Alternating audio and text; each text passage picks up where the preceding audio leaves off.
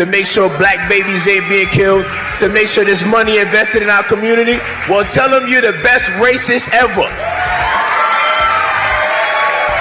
I mean, and somebody, please do me a favor. Can somebody tell Donald Trump how to be a racist? Because he's not doing a good job.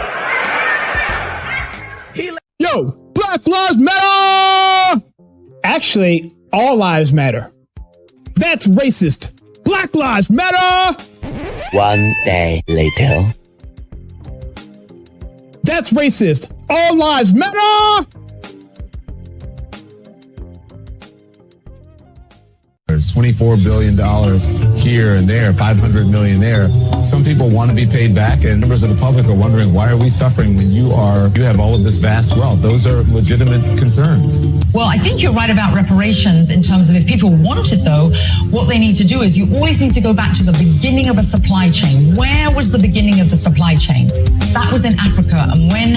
Ooh, that was an... Okay.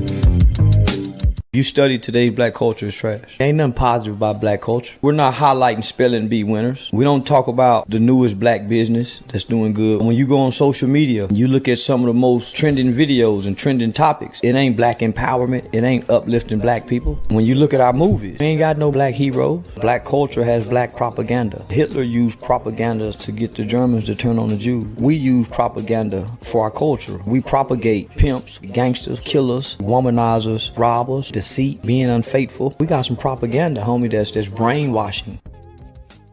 I am a pastor. I'm a man of faith. I have a profound reverence for life. Well, I want to save your life. I have to respond to this very quick because he told me Black Lives Matter. And if you think about it, Senator, in Atlanta, Georgia, there's more black baby that is aborted than anything. So if Black Lives Matter, why are you not protecting those babies? And instead of aborting those babies, why are you not baptizing those babies?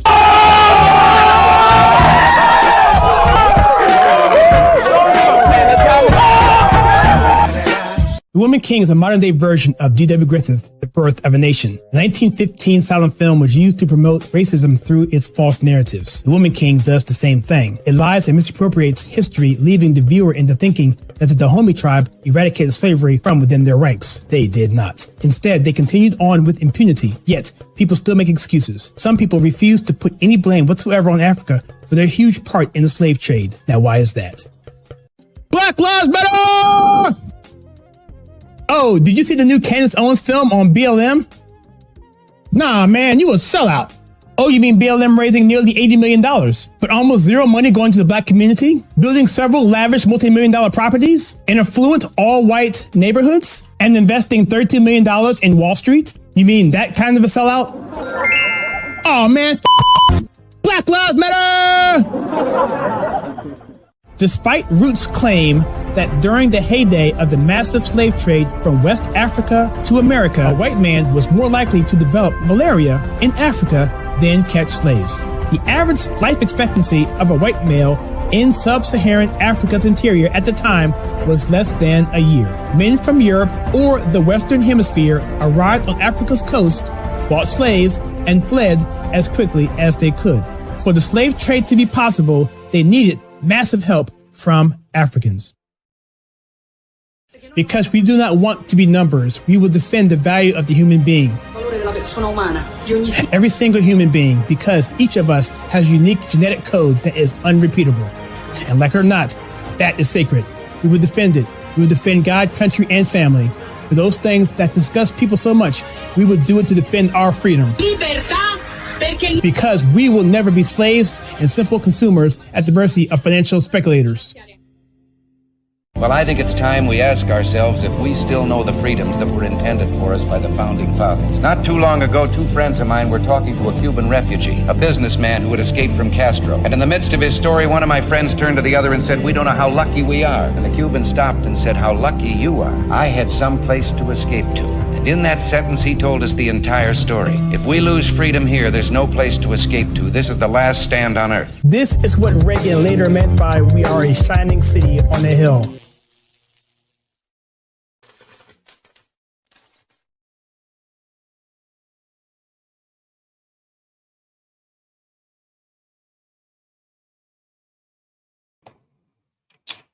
Hello, everybody. How you guys doing? Hope you're doing well. Hope you can hear me. Thought I'd do a quick live stream here. If you cannot hear me, please let me know in the comments below. Let me make sure. Let me check it real quickly. Oh yeah, we're good. We're good. Just want to have my test monitors going. So how you guys doing? This is the Kyle Suggs Show. I thought I would do a quick video here, a live stream, because we're hitting several milestones. In fact, I'm looking at my account here, as you can see on the screen here, that we have a particular video, a short that will be the first 1 million view anything on this channel. And, you know, to some, that's not a big deal, right? We've been doing this. This is our 4th year doing this show. And I have some reasons for the reason why we haven't hit these milestones before. And I'll go ahead and say it now. The reason primarily is because the nature of the channel was involving a variety of types of content. And the YouTube algorithm wants you to be hyper focused on one particular niche, whether it be cooking, whether it be sports, but even that's not good enough. It really needs to be cooking on Sundays with pork, you know, that kind of thing. So, but we've been all over the place. So the algorithm really didn't know which way to go with this. Also, it's YouTube. And because of the nature of this channel and the content that we put out, some things don't get monetized, some things don't get prioritized, and things happen after certain elections where a big downside happened to a lot of different people across YouTube. So there's that as well. But I'm excited to go ahead and hit refresh here. It's been a while. It should be over 1 million now. I don't know yet. I want to capture it live because to me, this is a big milestone, not only for the channel, but also for the direction of where I think conservative shows are going, and particularly the direction that this particular channel is taking. And I'll get into that a little bit more. I also want to talk a little bit about Project Veritas a little bit. I also want to talk a little bit about our show coming up this Friday with Kira Bowlby. I will cue it on the screen here in a second, but not right now. So so let's just do a quick refresh here, and then once that's done, I can get rid of that black space there because I don't want to show anything sensitive here on the screen. So let's just do a quick refresh and see what we have. Drum roll, I guess.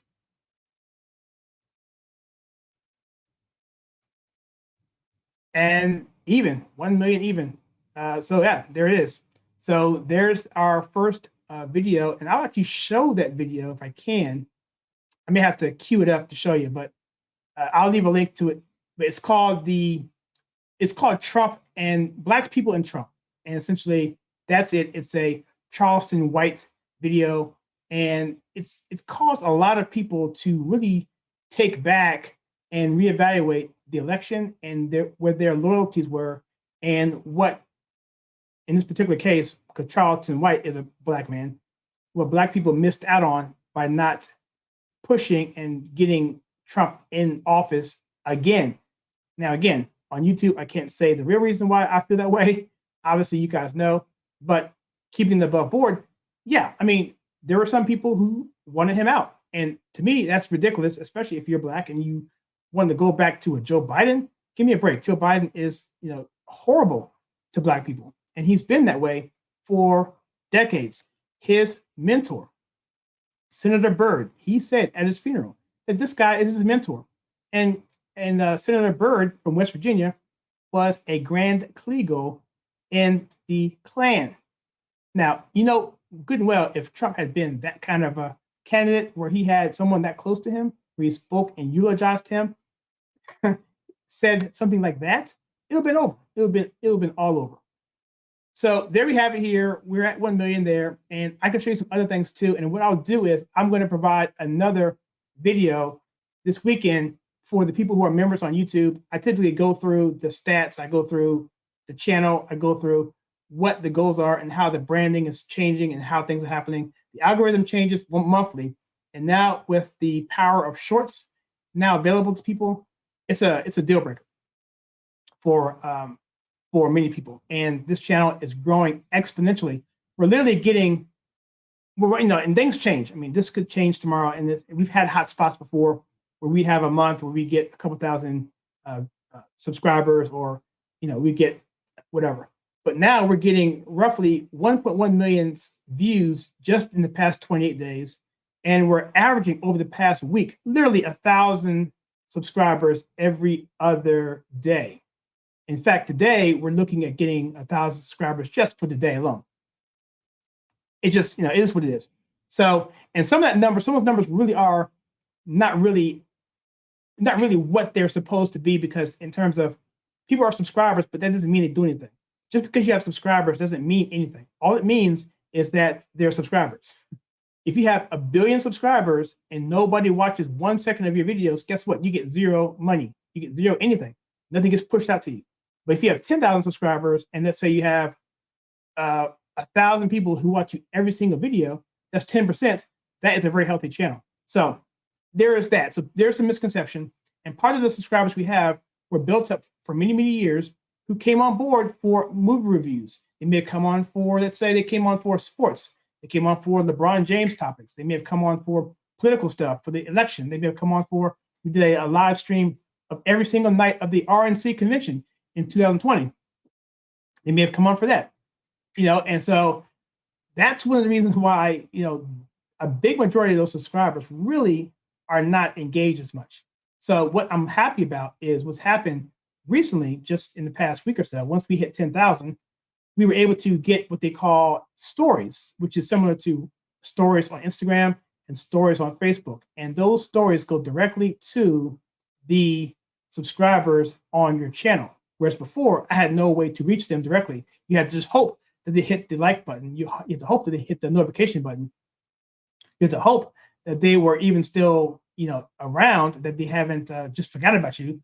And this way, at least push the content out to those people. And now I have a direct line to subscribers, and it shows you how many people are looking at your videos, at your 15-second story, and it lets you to talk to them directly and even promote videos with them directly, which is awesome. Okay, so let's jump off of this. I'm going to close this window out here. I'm going to jump over to another. I'm going to get rid of this guy here. Let's bring it up. I'm going to show you what's going on in the world right now. Interesting what happened right now with Project Veritas. And I find it really kind of horrible, actually. Let me jump over to another view here. Let's see if I can do. All right, let's just do this. Kind of all over the place here. Let's get out of this. Let's go back to a blank screen.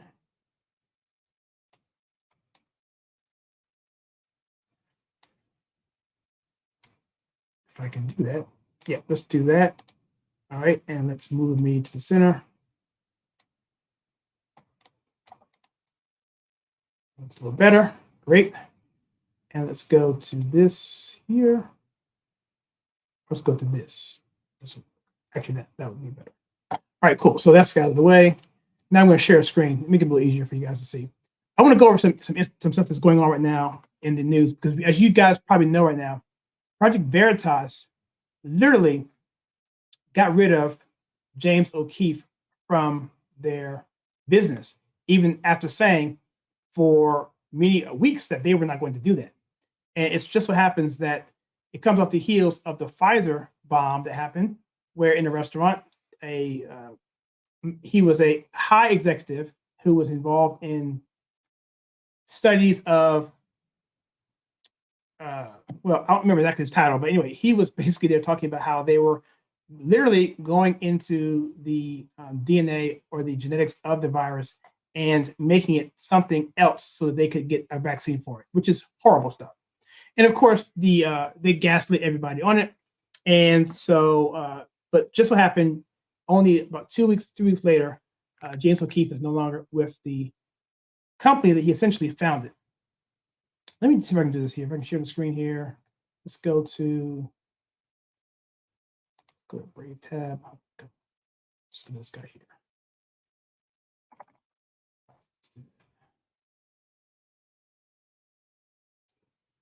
Sorry, guys, I'm really all over the place on this thing.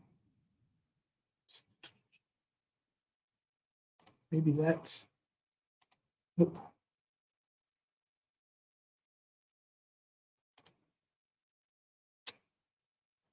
All right, let's just leave it here for a while. I'm just going to show you on. I'm going to put it on his screen here, and then I'll just figure it out on the fly.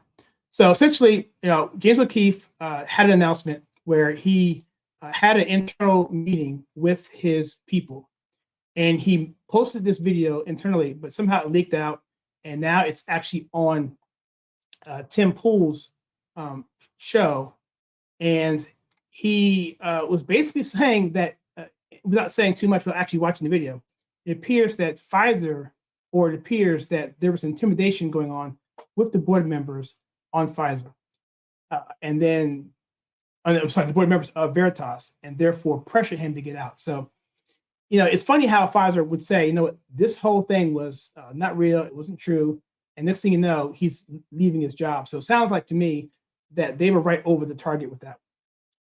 I'm trying to present this guys again, see if I can get it going. Let's see. Oh, here we go. Here we go. Share. All right, there we go. Let's go to this guy. Nope. This guy. There we go. Perfect. All right. So let's go over here to this article here. I'm going to read it off. It says James O'Keefe, excuse me, James O'Keefe emotional resignation speech from Project Veritas leaked to Gateway Pundit. It says here the video was anonymously sent to the Gateway Pundit.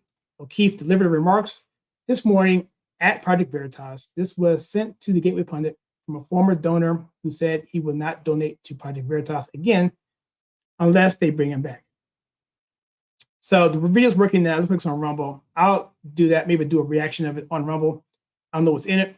So right now, let me check out some comments that are actually on the thing here. Jackie's up, and so is Dibin from Texas. Hello, everybody, and thank you for joining. And Jackie, I wish I had actually thought about this. I would have brought you on. I'm not sure if you're on from the very, there's no way this is going to stand, I think. I hope not. I hope not. So, yeah, so anyway, so, yeah, hi, Demi, how are you doing? I'm going to put you up on the screen here. So typically, guys, what I do with these live streams is if you want to, not show anything you put on the chat, I typically put it on the screen just as a courtesy to respond and to recognize people who are on the stream. But if you don't want it, just let me know, put an asterisk in there and say, don't make this private, and I won't put it up on the screen. So I appreciate that. Yeah, and we've got a lot of new people coming on board. So, and, the content that I've been putting out recently has been geared towards the slave trades, geared towards Black people, geared to all that stuff. And that's not one of my favorite subject matters. But one thing I do like about that is that not many people are talking about those issues in this niche. So I sort of found a niche. So when I was doing various shorts out there, you never know what's going to stick. And this particular one went to 1 million, and several others have gone up to 100,000. We have 4 to 100,000. And who knows, those can go to 1 million as well. And so, but what that does is it attracts people into your channel, and they want to see the thing that caused them to click the button. If I were to do a video on, let's say, Trump, which what this video was about, and the next video was about cooking, then they're like, oh man, what are you doing, man? That's not what I signed up for. So for the next few videos, actually for the next many few videos, I'm going to actually do a lot of these contents that are geared toward the Black diaspora, because essentially I think that's one thing that people aren't talking about enough, because the whole thing with racism all has the house of cards of the slave trade, that somehow it was all Europeans' fault. It was not anything to do with Africans, never mind the fact that everyone in the planet through all time have had slaves of some sort, not to mention the human atrocities across the board outside of slavery, even worse things like human trafficking, which is essentially slavery. But yeah, it's only white people. And that's what I hate the most, because it's just setting a narrative to get people a false sense of superiority and to create more division in this country. And so I think this is an important enough topic to kind of hone in on, because I'm sorry, I mean, Candace talks about it a little bit, Brandon talks about it a little bit, ABL talks about it a little bit, the Black conservative perspective talks a little bit about it, but not to the level that I've done. This past one I did last week. Well, yeah, last week, because this is today, Monday. I did on Sunday, Saturday actually, is a one that is probably the hardest hitting one. The thumbnail itself is in your face. I mean, let me see if I can pull the thumbnail up to you guys, show you if you haven't seen it. It's I'm surprised I haven't got a strike on it. I may not be able to find it, but if I can't, it's not a big deal. Let me see. I probably won't be able to find it. But anyway, it doesn't matter. But nevertheless, I mean, it's one of these things where it's an emotional type topic that I think people need to, get around and start to come to grips with. That yes, this happened, but it was something that was a human condition. It wasn't anything that was involving just white people. And I think that's what causes people to not want to talk about it because they feel some kind of guilt. I think that's ridiculous, especially if you look at it more closely. The Africans in Africa were primarily the reasons for that atrocity because white people were not even allowed into the countryside.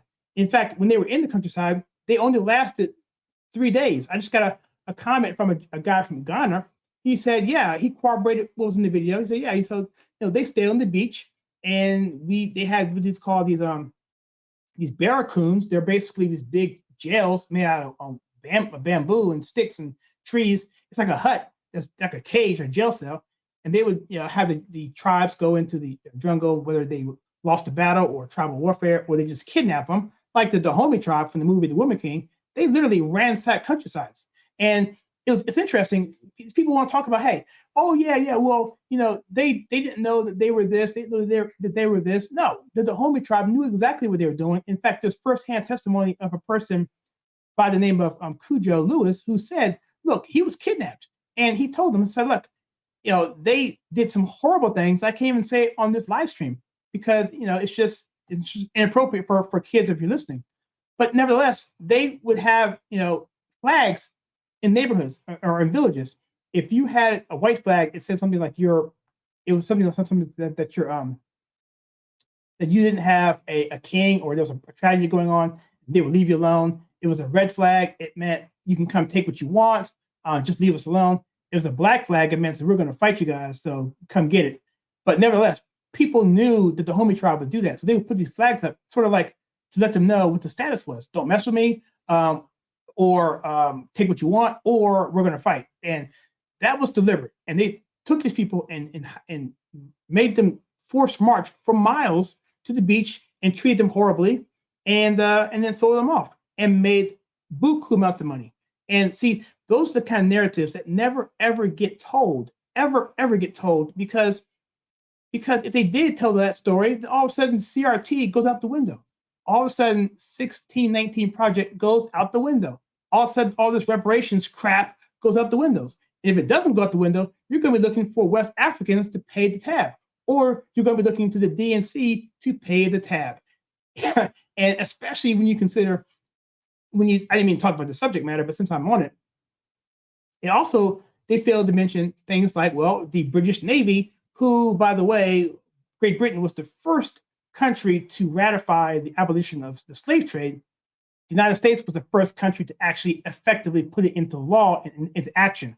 So Great Britain did it first, but they had some litigation going on, so it went on for several months.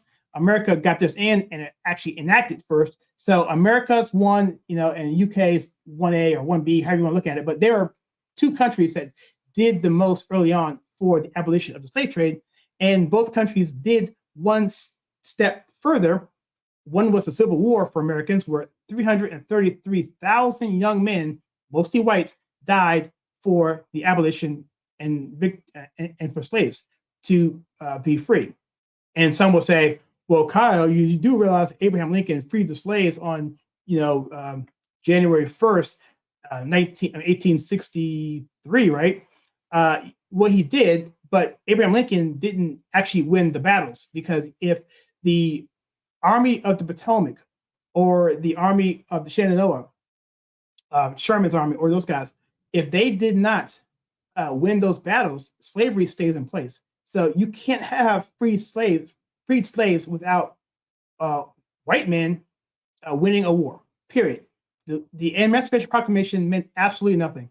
It was only put in place for a war measure that only affected the states that were already in rebellion. It didn't affect Tennessee. It didn't affect Maryland. It didn't affect who are the other border states? West Virginia, I believe. Well, those border states were not affected at all. They were still slaves, regardless. But and Lincoln did that because he didn't have the constitutional authority to free the slaves on his own. He had to use it as a war measure act because they were using slaves to build weapons, to supply supply wagons, to do all kinds of things, make clothes. They were helping to build the war effort. So by freeing the slaves, Lincoln knew that wherever the Union Army went, wherever they went, there was freedom. So whenever the North went into the South, that wherever they were, that was free territory because they captured that area and made it reclaimed it back into the Union. It's very interesting. You know, the Union and the South ebbed and flowed much of the time during the Civil War.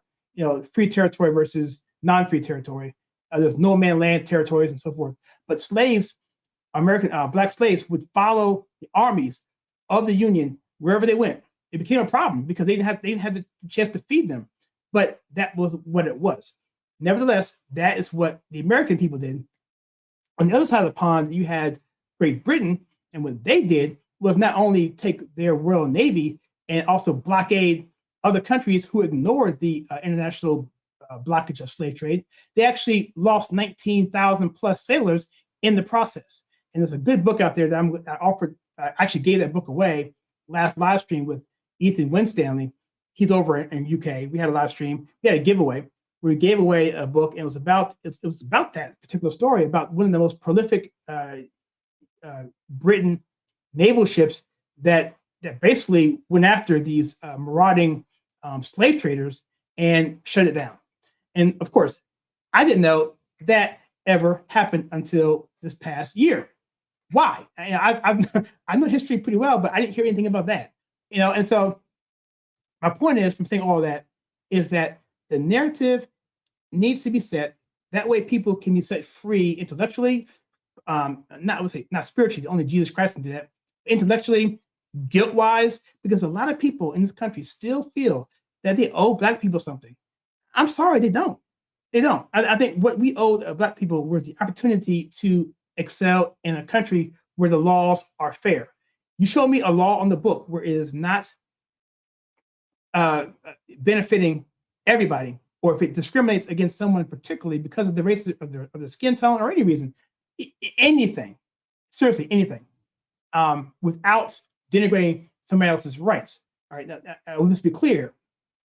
I want to talk about, because if let's just say there's a room somewhere in a public area, you walk into it and you don't have the biological capacity to fit the requirements to go into that particular room, at the behest of other people of younger ages in particular, or people who just don't want to see that lack or added biological appendages, all of a sudden, that is a violation of their rights. So there are natural laws that God put in place that need to be upheld to. But aside from that, if you show me a law that is discriminatory in that kind of way, then I say it needs to be dealt with.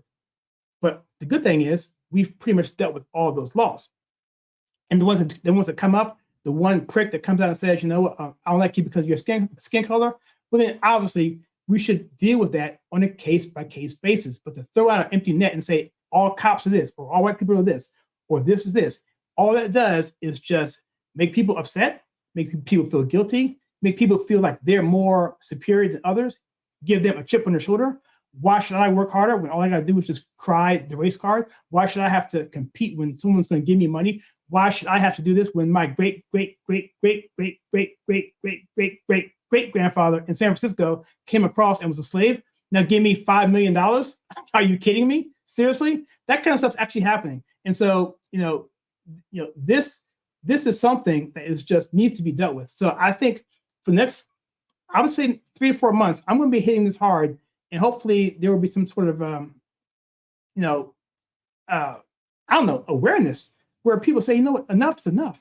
Enough is enough with this racial bantering. It is absolutely disgusting. I can't stand it. And it does nothing but destroy this country.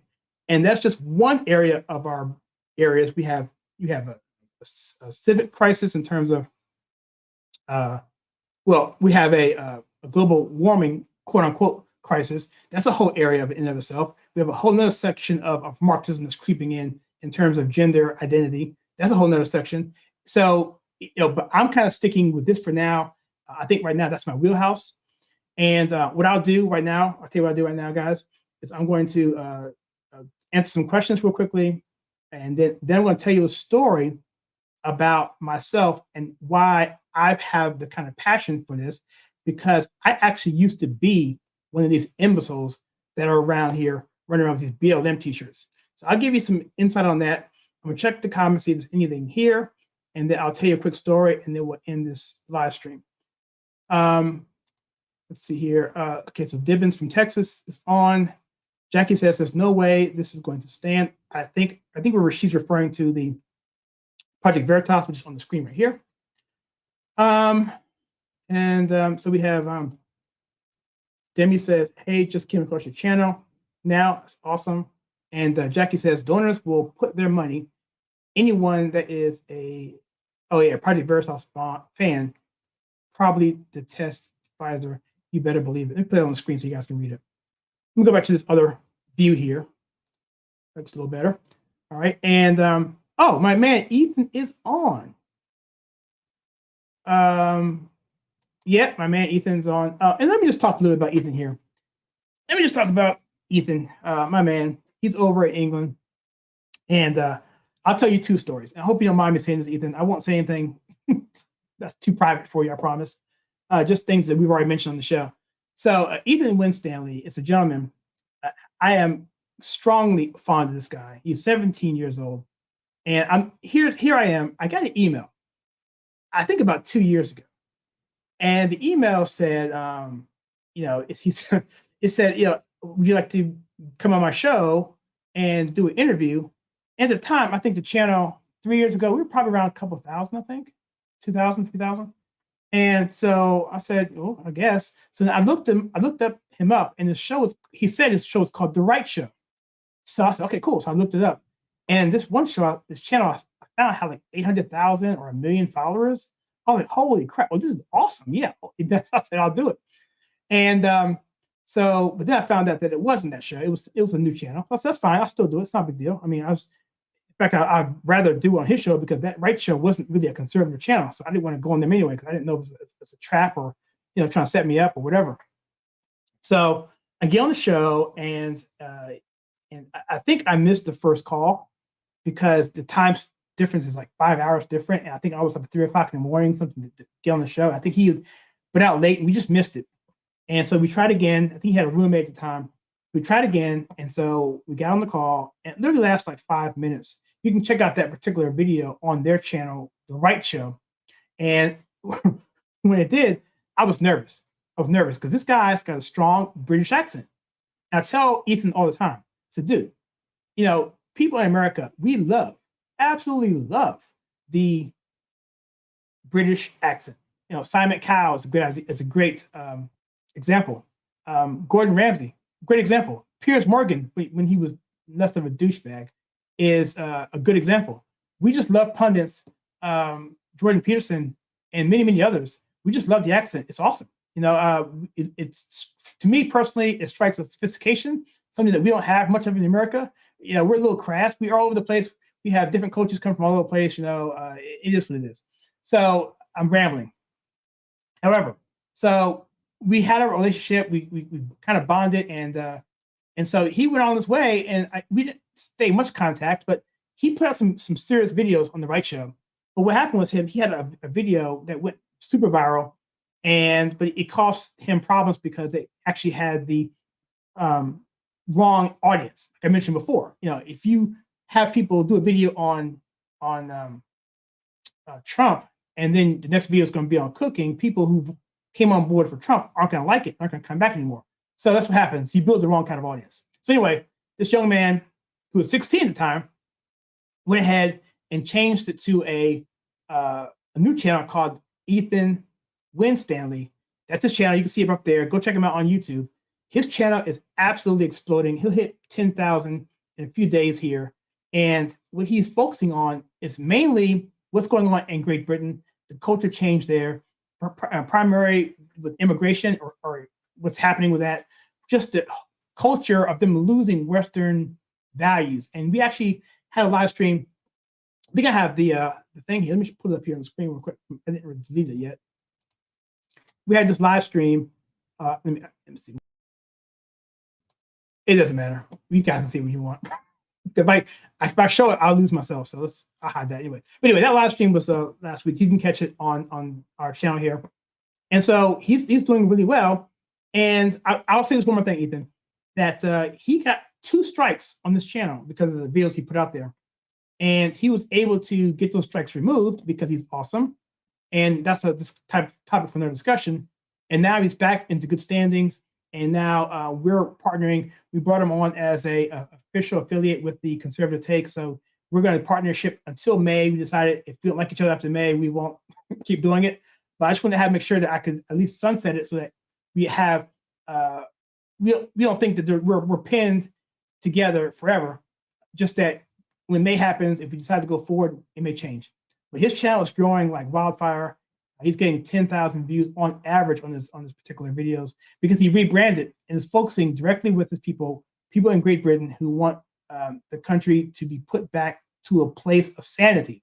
So by all means, go out to Ethan Winstanley, check out his page, subscribe to his channel if you like it. And if you like him even more, go out to his subscribe star and subscribe. I subscribe to his channel. He puts out weekly emails and he does articles and does other things up there where he talks about things that can't be said on YouTube. So, Ethan, I love you, brother. You are the man. All right, so let me do this one more thing. I'm going to get rid of this comment here. I'm going to tell you my little story here. And the story essentially is this. The story is how I became involved in all this. And it's interesting because I went to a Christian high school, and the Christian high school I went to was in Maryland. And I was there from 7th grade to 12th grade. And I really absolutely loved the Lord. And I was looking at it from the mindset of an 80s kid who was looking to make a place in the world. I really want to be a missionary at some point. So lo and behold, I ended up going to a school in North Carolina, an HBCU that stands for Historically Black College University. The school is North Carolina A&T, Aggie Pride.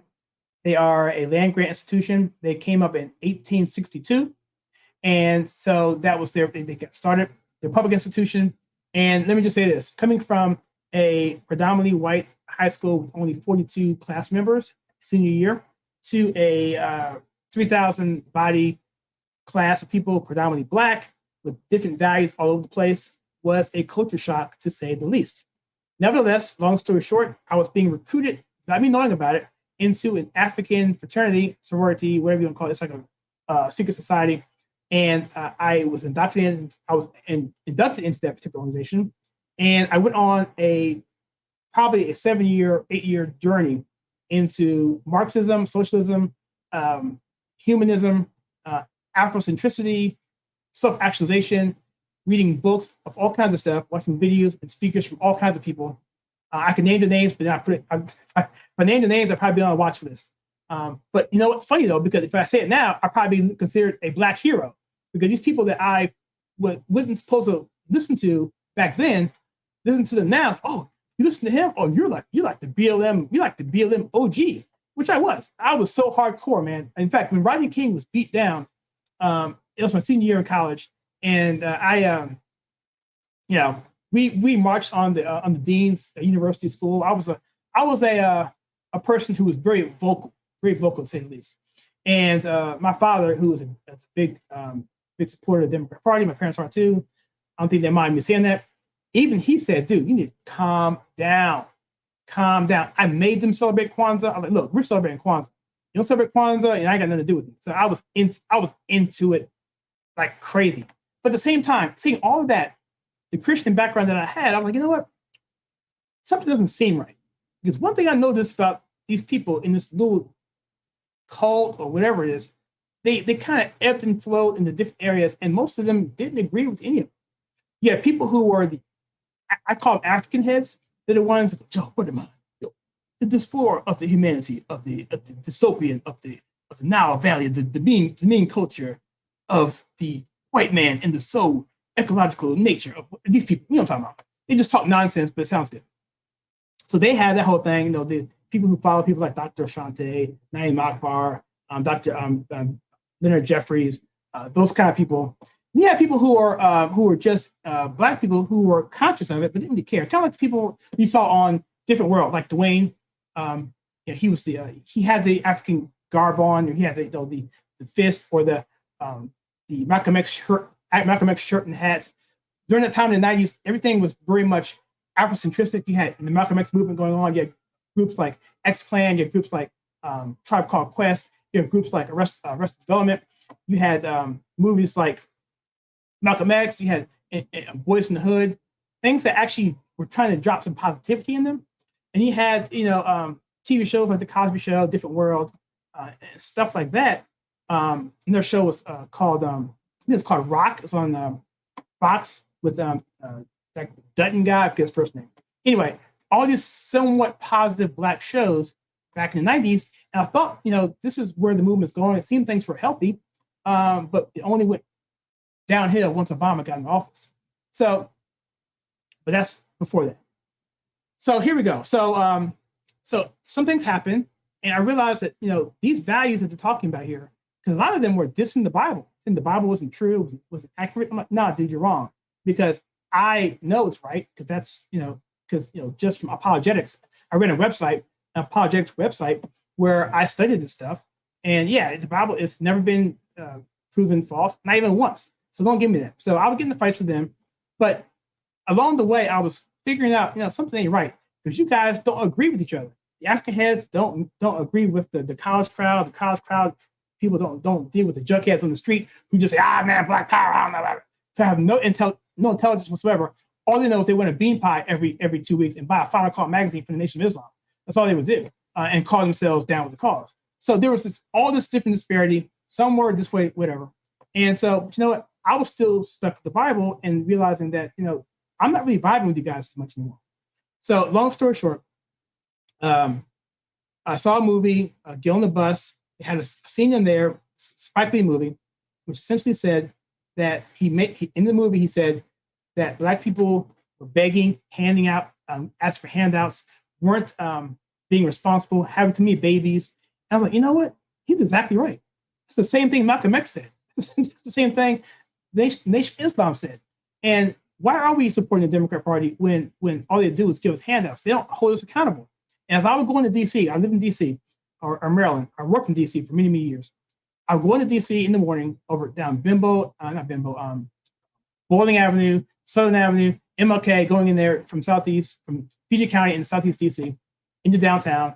I'd see liquor store, pawn store, church, liquor store, pawn store, church. I'm like, what in the world's going on?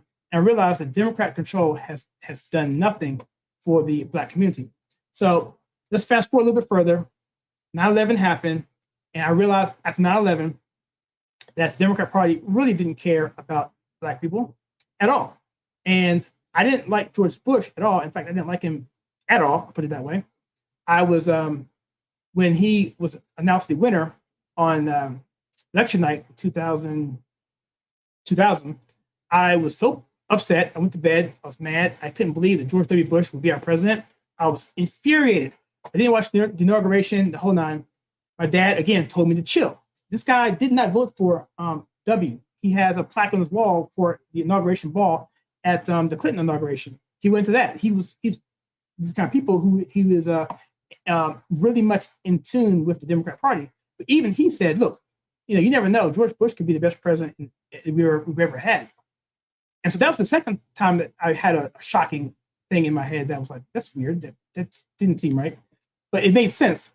And then another thing happened when Dr. Khalil Muhammad, when he was shot. That was kind of an eye opener. And the last thing was 9/11. When 9/11 happened, I realized the Democrat Party were basically nothing more than people who wanted to blame America for the situation that happened. And I know some people think it's an inside job, but I don't, for many reasons. But even at the time, let's just look at it that way. The policy of not cutting your grass in your neighborhood doesn't give someone the right to drive their car through your house, because people are saying it was America's policies as the reason why we were attacked. Well, the policy had nothing to do with it. And so I had a problem with that, especially considering they were hitting civilian targets. And so that led to other things, led to me going to the RNC website, led to me actually learning about Black people and how they were lied to. And eventually I started volunteering for RNC groups. And finally, I was involved a lot of different places, actually, and left the Republican Party once they started acting insane after the second Tea Party thing went down, when they weren't really doing what they said they were going to do. I was a little disenfranchised. I was upset. So I left. And then lo and behold, a gentleman by the name of, you may have heard this person, his name is Donald Trump. He ran for office. And at that point in time, I realized, this is the guy I've been waiting for a decade, because this guy doesn't care. He's like me. And that's why I supported him. And I still do support him. But I support him now for different reasons than I did then. I'll get into that in another video. So with that, I'm going to read some of these questions here, and see if there's any more left. And then I'm going to jump this call off. And first of all, I want to say thank you, everyone, for supporting me, and the people who especially, let me put them up on the screen here. These are our people who actually are our VIP sponsors. We have two people come on board. O Brown and K Marshall are new ones. Team Jesus has been here from day one. The Right Show, that's Ethan's channel. T Foster, Jackie's on here. Ruby's 2000, and Garla, she's been on here from day one as well. And Jay Davis, pretty much from day one as well. And so thank you so much. These are the people who've actually given me inspiration to not quit. I guarantee you, if I had no sponsors, I would have quit a long time ago. I was like, I can't let these people down, because it was tough. I mean, I'm not saying I've gotten there yet. I'm still a long ways off where I want to be, but I see some potential of this channel making some waves, and we'll see what happens. It could just come to a total crash. Who knows? But I'm gonna keep pushing forward regardless of what the platform is. So, so with that, everybody, I think people are dropping off here. I'm gonna end the stream here, and let me see if there's any more comments before I get off here.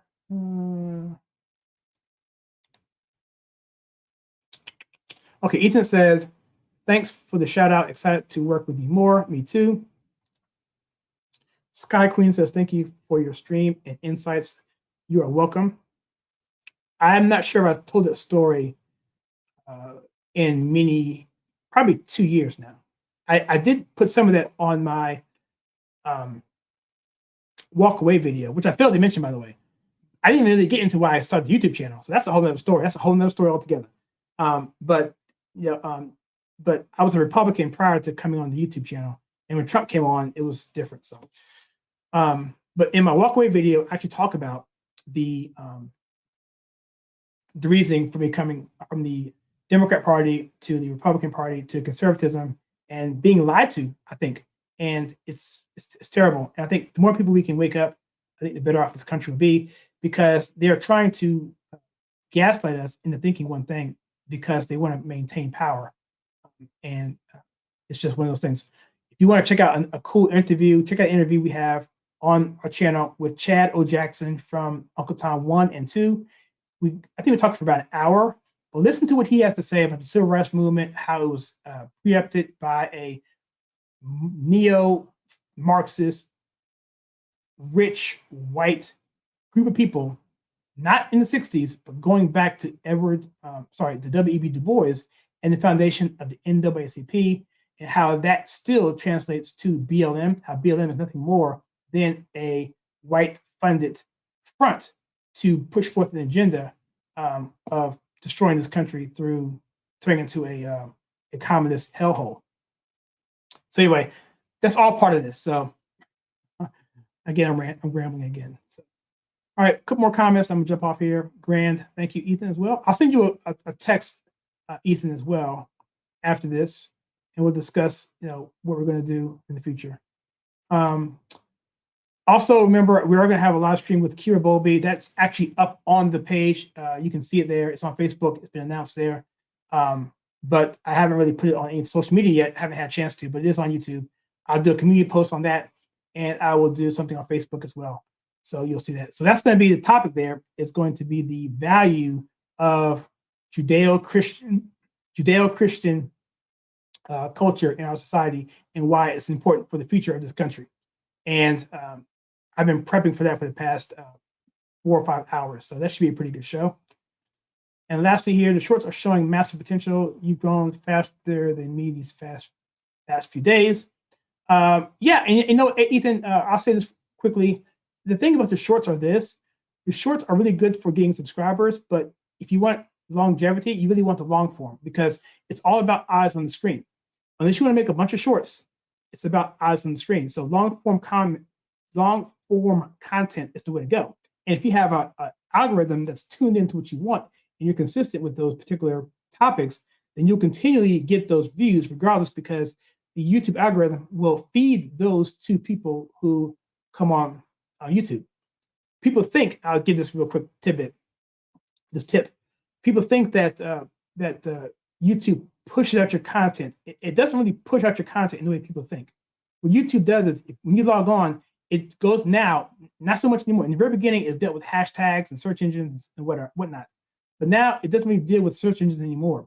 What YouTube now deals with is past viewing history in combination with how long you actually stay on the screen and seasonal stuff too.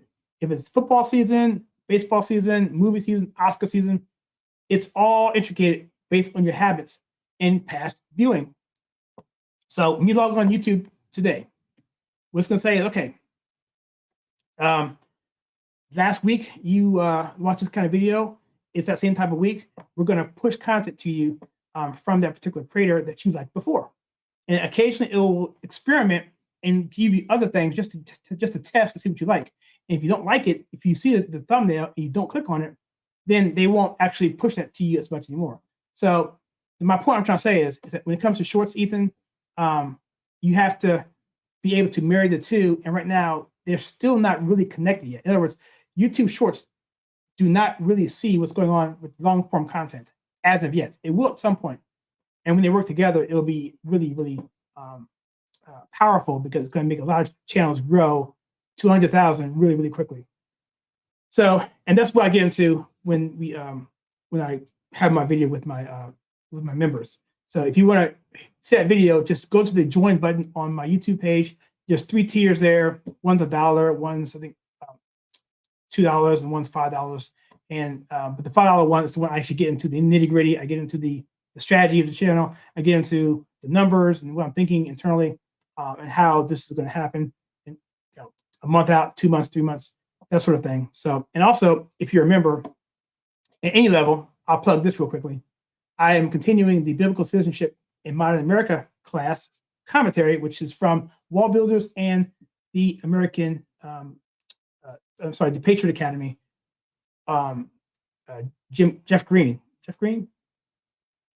Rick Green. Anyway, so that's a multi-series course that I've taken twice, actually 3 times, because I actually offered the course last year virtually.